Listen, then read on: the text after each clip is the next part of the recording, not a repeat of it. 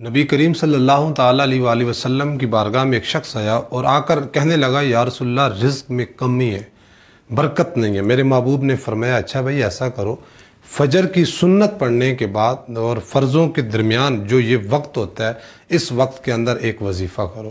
تو عرض کی یا رسول اللہ وہ کون سا وظیفہ؟ فرمایا 100 مرتبہ یہ پڑھ لیا کرو سبحان اللہ و بحمدہ سبحان اللہ العظیم استغفر اللہ۔ حضرت علی پاک فرماتے ہیں اگر کوئی ان سنت اور فرض کے درمیان نہیں پڑھ سکتا تو علی پاک فرماتے ہیں وہ فجر کی نماز کے فوراً بعد یہ 100 مرتبہ پڑھ لے تو اللہ تعالیٰ آپ کے رزق میں برکت ڈالے گا۔ اور وہ شخص کچھ دنوں کے بعد آیا میرے کریم کے پاس اور عرض کی یا رسول اللہ نے اتنا مال دیا اب مال رکھنے کی جگہ نہیں ہے۔